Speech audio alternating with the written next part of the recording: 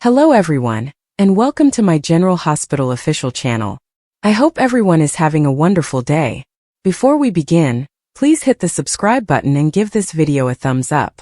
General Hospital spoilers for Monday, May 19th, state that Michael Corinthos' paternity secret will be jeopardized, while Sonny Corinthos urges Willow Corinthos to request a postponement. Now that Sonny is looking for a road to peace, he will ask Willow to postpone the hearing, at least until Michael has recovered enough to return to Port Charles. Willow may be tempted to go along with Sonny's plan, but Drew Kane's grip on her is quite powerful. Willow will have a difficult time opposing Drew now that he has advocated for his Michael is an absentee father tactic. Meanwhile, Carly Spencer may concede she is responsible for this custody problem, infuriating Nina Reeves. Carly will irritate Nina and receive a slap across the face as a result of her desire for custody of the children while Michael is away. Jocelyn Jacks may catch the finish of this altercation and wonder what the hell is going on when she arrives. It won't be long before Carly opens up to Jocelyn and receives some comfort. Next, Sasha Gilmore Corbin will flip out when Rick Lansing summons her to testify. Sasha is concerned that their false baby daddy cover-up may be jeopardized. Therefore, Jason Morgan will be informed. Michael breached his marital vows and got his ex-girlfriend pregnant, which could jeopardize his custody hopes if revealed in court. That is something Sasha will undoubtedly worry about, so she will inform Jason of her growing fears. Curtis Ashford will stand by his charge at Aurora now that he has exposed Drew for blackmailing Portia Robinson. Despite the lack of proof, Curtis will bash Drew and may persuade him to accept it's real. Drew has no incentive to back down when he has the upper hand, so he'll be feeling big and in command on Monday's GH episode. If Portia and Curtis don't follow Drew's demands, he might ruin the doctor's medical career. Brooke Lynn Quartermaine will visit the Quartermaine home and speak with Olivia Quartermaine, Ned Quartermaine and Lois Cerullo, most likely concerning the Rocco Falconeri incident. Brooke Lynn may explain things to Olivia and hope she isn't as harsh on Gio as Dante Falconeri has been. Lois may reflect that sentiment as she seeks to shield Gio from further grief. However, it appears that Gio will be upset by Brooke Lynn and Lois's efforts. Since Dante has been screaming about how Gio has been coddled, Gio will defend his capacity to handle things for himself. Brooke Lynn will eventually worry that she has created a worse mess of things when she confides in Tracy Quartermaine. Lulu Spencer will discuss her ongoing quest for evidence with Cody Bell at the Quartermaine stables. Lulu will go to any length to prove that Joe's mother, Camilla, was never pregnant. According to General Hospital spoilers, Lulu will strive to establish Gio belongs to Brooke Lynn and Dante, so we'll keep you updated on all of the turmoil she's going to cause. General Hospital teasers indicate that Michael Corinthos will be recast whenever he returns to Port Charles. Last month, actor Robert Adamson tweeted, since deleted, that the show was seeking for a recast. Having said that, could this all be a swerve? Are GH fans getting sweated? As most fans are aware, Robert Adamson, who formerly played Noah Newman on The Young and the Restless, has occasionally stepped in for Chad Duell as GH's Michael Corinthos throughout the years. Adamson expressed his disappointment on the social media platform X in April, stating that he was not requested to read for the character of Michael, despite the fact that he had previously stepped into the position on short notice. Adamson ultimately deleted the remark, but it sparked speculation of a Michael recast. The message appeared to indicate that GH was holding a casting call for the character of Michael. But was this done solely to swerve fans? This could explain why Adamson was not asked to read for the part. There is nothing like the original. The show is now preparing Michael for a dramatic return. Michael will return to upheaval and may add to the drama, from Willow Tate Corinthos' denied visit to the German clinic as a result of Drew Kane and the custody struggle, to Sasha Corbin's ever-growing tummy and pregnancy. As of this writing, there has been no formal announcement about whether Chad Duell will return, or if a replacement has been hired. Duell hasn't even intimated on social media that he wants to return. If the show can keep things under wraps and surprise fans with Michael's reappearance, that would be perfect because it would provide some shock value. Only time will tell. According to General Hospital teasers, fans should expect Michael Corinthos to return shortly. While a recast seems inevitable for the character's return, might Michael return in a right place, right time position to assist Sasha Corbin in giving birth? Welcome to the world, baby Corinthos. Soap babies rarely join the world in normal circumstances. They either arrive way too early or are delivered amid a storm, a stalled elevator, an isolated cabin, or on the side of the road. Baby Corinthos' arrival into the territory of Port Charles will most likely be similar. While Jason Morgan has done an excellent job of caring over Sasha and her kid while appearing to be the biological father, he cannot be everywhere at once. Disaster strikes just as Michael returns. Sasha isn't due for a few months, but that doesn't mean she won't have her kids sooner. Could a tragedy befall the small town? Perhaps a storm or tornado? Or maybe Sasha is caught in the middle of a mob explosion. This may not happen in May, but it could occur in June, closer to Sasha's due date. Early enough that if she goes into labor, there will be concern, but not so early that the baby has a slim chance of survival. After all, it would be cruel of the GH writers to have the young mom lose 2 kids so close to birth. If Sasha is stranded in a scenario where she feels alone while having contractions, and a returning Michael swoops in, everyone will be caught off guard. It may also hint at a future reunion between Sasha and Michael, as they connect over their newborn's arrival, while remaining silent about Michael being the baby's biological father. The tension in Port Charles reaches new heights when Sonny Corinthos makes a desperate attempt to persuade Willow Tate to postpone her upcoming wedding to Michael Corinthos. The urgency of Sonny's request stems not just from the date of the ceremony, but also from a terrible secret that, if revealed, has the potential to destroy lives. Michael's true paternity, a well-kept secret known only to a select few, is about to be disclosed, and Sonny is determined to avoid the consequences at all means. Willow, unaware of the entire scope of the lie, is perplexed by Sonny's sudden demand. She and Michael have been through a lot together, and their love has overcome many hurdles. To her, their wedding day should be a celebration of their love, not a source of contention. But Sonny's insistence makes her wonder whether there's more to his concerns than he's letting on. His normally controlled demeanor is ruffled, and his remarks are tinged with an uncommon desperation that Willow cannot ignore. Meanwhile, Michael is oblivious to the storm developing around him. Focused on his future with Willow, he sees his marriage as a new beginning, an opportunity to leave the past behind. But the past has a habit of emerging, especially in Port Charles, where secrets are rarely kept hidden for long. The truth about his biological father, which might ruin his perception of family, hangs in the balance. If Sonny fails to postpone the wedding, the carefully built lies that have shielded Michael for years could crumble. The stakes have never been higher. If the secret is revealed, it will have far-reaching consequences for the whole Corinthos family.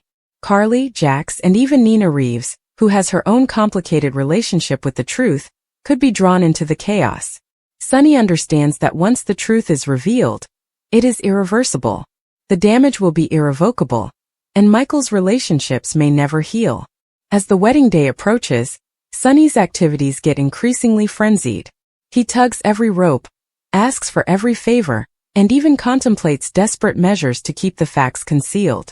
Willow's intuition is keen, and the more Sonny presses, the more she believes something is being concealed from her.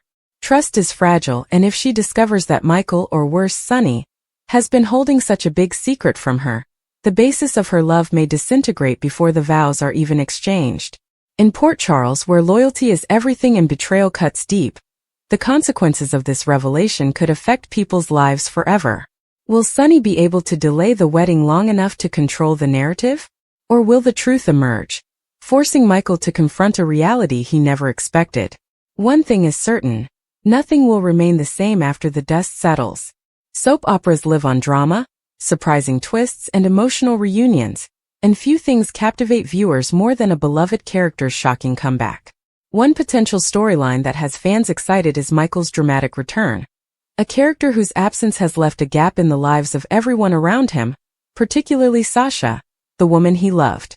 Rumors have circulated regarding his prospective comeback, and if true, it might result in one of the most riveting and heartbreaking storylines in recent memory. Consider the shockwaves that would be sent through the show if Michael came unexpectedly, just in time to assist Sasha in giving birth to their child, a child he may be unaware of. Sasha has been struggling on her own for months, dealing with the mental and physical demands of pregnancy, while mourning Michael's strange departure. Viewers have seen her resolve weakened by the weight of single parenthood, and the lingering hope that Michael is still alive. If he were to return at the most important time, Perhaps during a life-threatening labor complication, it would not only be a stunning twist, but also a highly emotional moment for those who have been rooting for their love story. The sheer intensity of such a scenario would be unforgettable. Sasha, fatigued and afraid, locking eyes with the guy she thought she had lost forever, as she welcomes their child into the world. But how would Michael explain his absence? Was he imprisoned, assumed dead, or driven into hiding to protect Sasha from an unknown threat? The mystery surrounding his abduction would necessitate a convincing denouement, one that justified his protracted absence while also establishing future conflicts. Perhaps he was on a risky clandestine mission, or a powerful enemy kept him away against his will. Whatever the reason, his reappearance would reawaken old scars and provide a chance for forgiveness. Sasha's initial emotion would most likely be one of relief, indignation, and confusion. How could he leave her alone at such a vulnerable time? However, in the throes of labor, all that matters is that he is present, holding her hand and promising her that they will face whatever comes next together. The baby's arrival would represent a fresh start, not just for Michael and Sasha, but for the entire show. A child alters everything, relationships strengthen, priorities shift, and new problems emerge. Would Michael struggle to bond with a baby whose first moments he missed? Will Sasha totally trust him again? Or will hatred fester beneath the surface?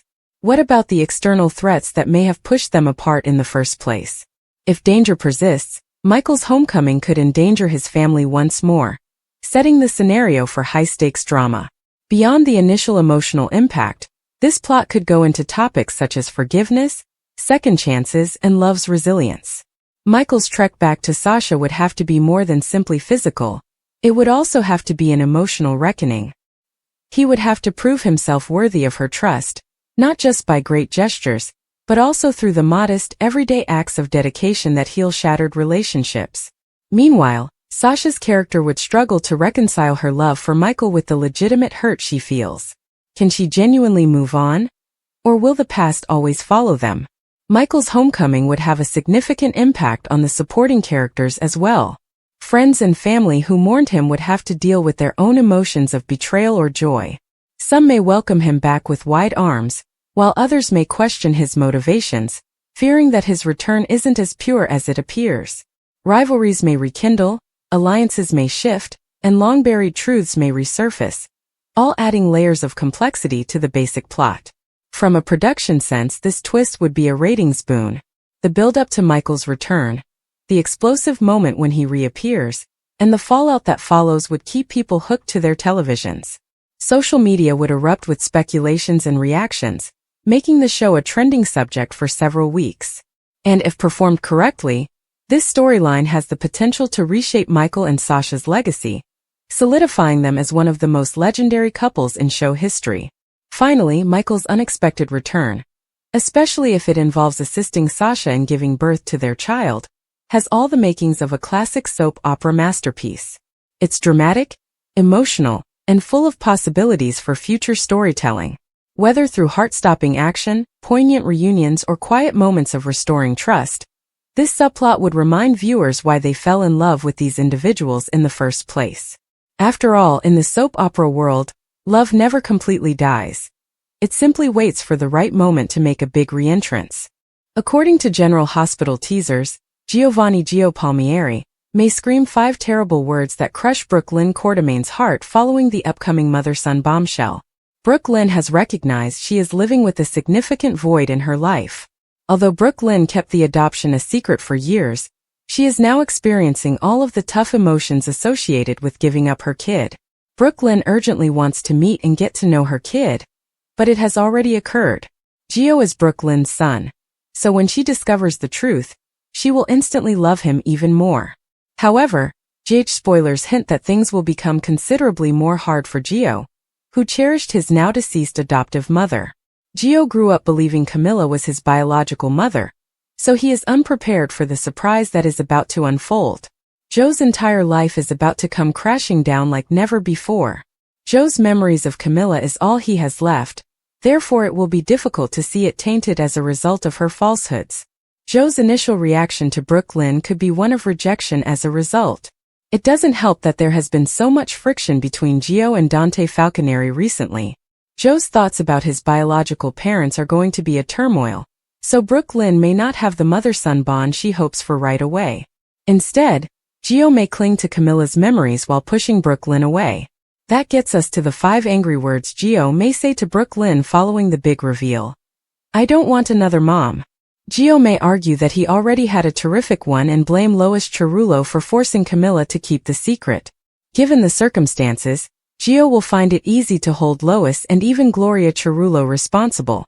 Whatever the case, Gio may eventually realize that Brooklyn is not to blame because she believed the infant was adopted through a genuine agency. However, Gio may say that it is too strange for him, and that he does not need another mother after Camilla's death. Brooklyn would never want to replace Camilla, but Gio may believe otherwise at first. There will be plenty of angst to go around once Gio is revealed to be Dante and Brooklyn's son. So keep an eye out for updates on all of the drama and troubles. According to General Hospital previews, Gio will have a lot to handle after learning about the adoption, which could jeopardize Brooklyn's efforts to fill the enormous hole in her heart. General Hospital spoilers and recaps indicate that the Wednesday, May 14th episode was packed with drama, intrigue, truth bombs, heated confrontations, and much more. Kai Taylor and Trina Robinson want the same thing. According to General Hospital recaps, the May 14th episode began with Kai Taylor at physiotherapy, where she did an excellent job of recovering. Stella Henry pays a visit to check on his progress. Still, Kai has a request for the patient advocate. He wants an early release. Kai says he's doing well, getting extra sessions done and meeting recuperation goals. In addition, he cannot wait to attend Trina Robinson's performance at the 2025 Nurses' Ball. Stella agreed to look into it. Meanwhile, in the Nurses' Ball rehearsal area, Trina is catching up with Jocelyn Jacks. Jocelyn informs Trina that she has been hired to work on Professor Hank Dalton's research projects. Trina congratulates her buddy, but wonders if it wasn't the job Emma Scorpio Drake was gunning for. Jocelyn lies to her BFF, telling her it was and that she feels awful because she applied on a whim and didn't expect to receive it. Trina reminds her that it's not her fault. After all, she didn't cheat to take Emma's job, right?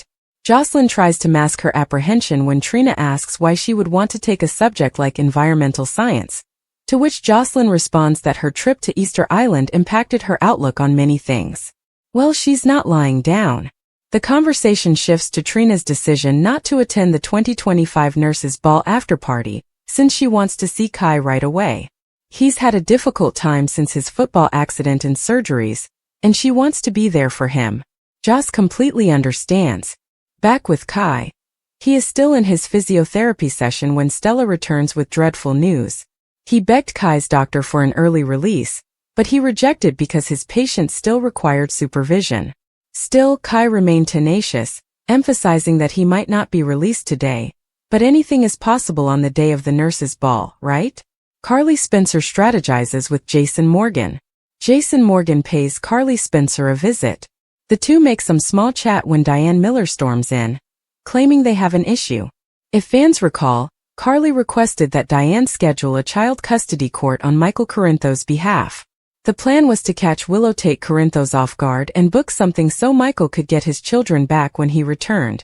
Everyone is caught off guard today that the hearing has been scheduled for 2 weeks from now, on Monday, June 2nd. These things generally take months and months to organize, but this is one of those rare occurrences that can only happen in Port Charles. This is bad news because Carly and Jason believe Michael will be unable to attend the hearing at that time. The three debate postponing the hearing, but doing so may give Willow an advantage in the end. Diane then advises submitting an emergency petition to get custody of Wiley and Amelia Corinthos in the interim, particularly in light of Drew Kane's recent scandal. Drew's children live in a hazardous environment. After all, there are numerous photos and videos showing Drew high on ketamine and hanging out with escort Jacinda. Diane points out that Drew admitted to having ketamine in his system during a news conference. However, Diane warns that if Carly withdraws this emergency custody suit, the children may go to their other grandmother, Nina Reeves. Carly pauses and admits that it is a risk she is ready to accept. Drew Kane discovers Jacinda's link to Nina Reeves. Drew is eating with Ezra Boyle when the Port Charles mayor aspirant brings up the Jacinda situation.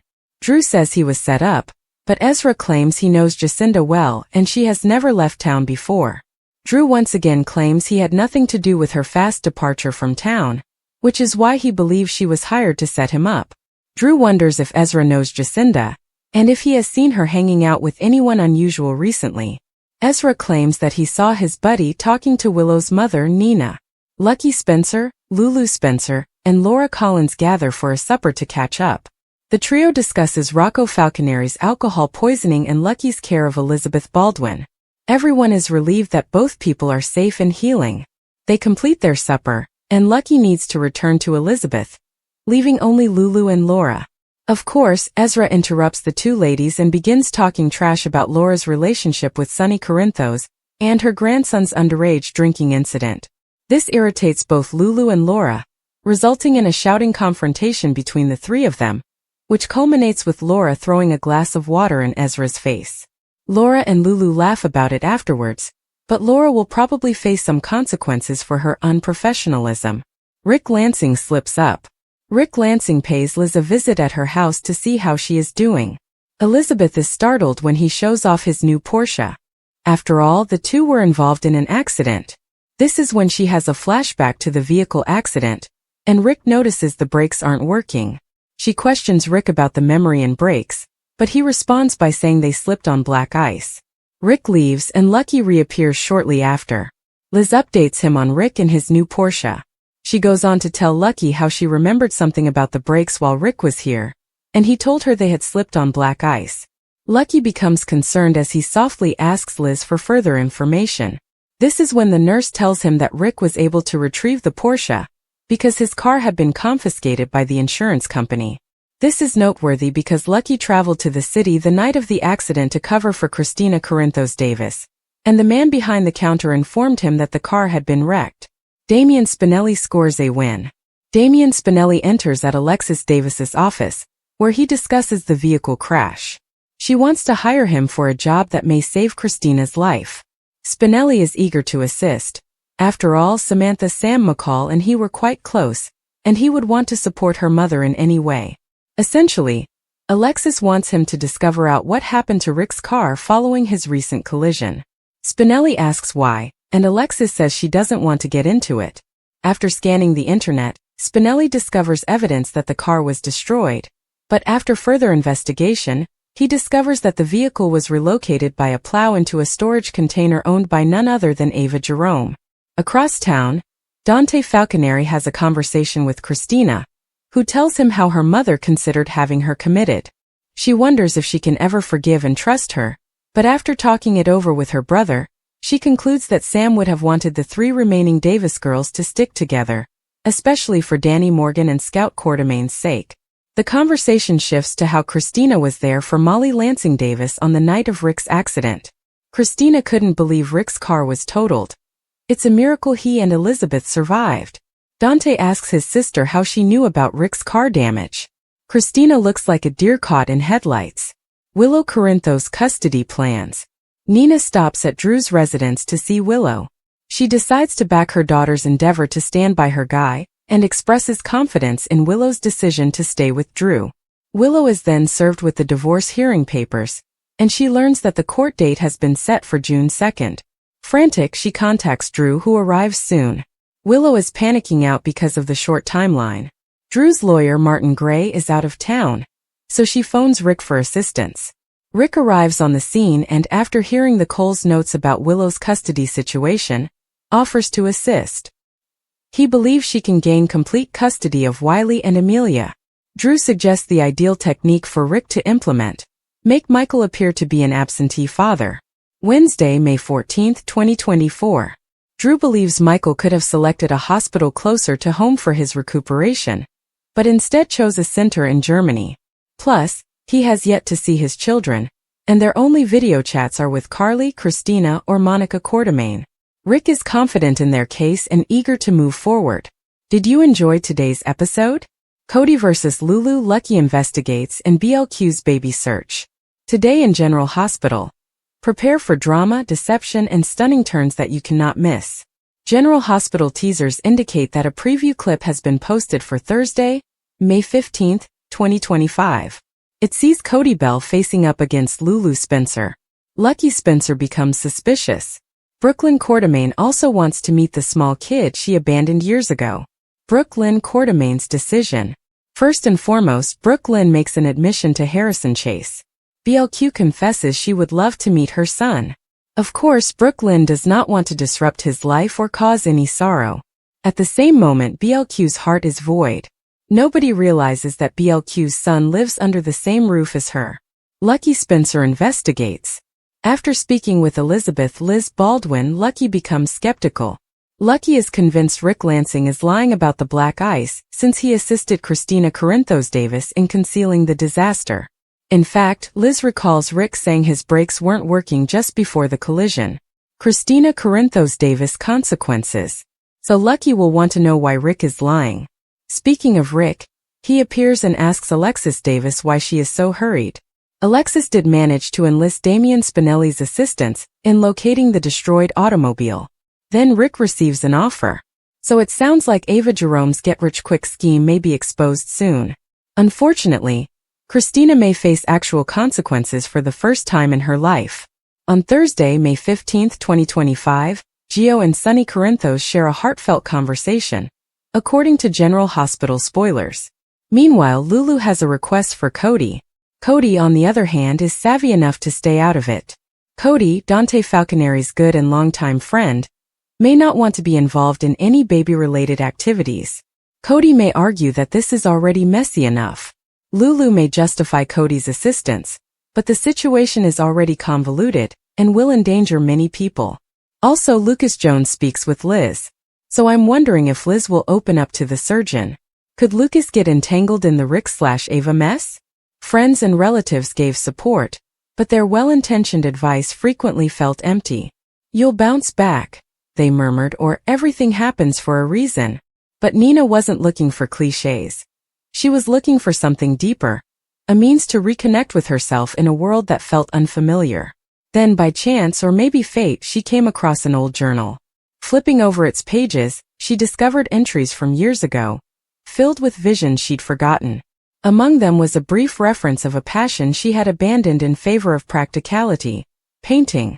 Nina enjoyed losing herself in colors and brushstrokes as a youth, but as she grew older, she rejected it as a frivolous hobby. Now, with time stretching out in front of her, she wondered if recalling that forgotten love could provide relief. She purchased inexpensive goods and set up a makeshift studio in her apartment's spare room. Her early attempts were sloppy, her abilities rusty. However, with each stroke she felt something change within her. Painting became more than a distraction. It was a lifeline. The act of creating, of transforming blank canvases into something significant, restored her sense of control, which she had forgotten she had lost. However, something was missing. She craved mentorship, someone who could help her hone her skills and push her beyond her own boundaries. Enter Daniel, a recluse artist whose work Nina had admired from a distance. Known for his evocative landscapes and unconventional techniques, he was also notoriously secretive, rarely interacting with the public or accepting students. Nina reached out, driven by desperation and a sudden bravery. To her amazement, he replied. Their initial meeting was tense, with reluctant talk and prolonged silences. However, behind the surface there existed an unspoken agreement. Daniel recognized something in Nina's raw, unpolished work, an emotional honesty that could not be taught.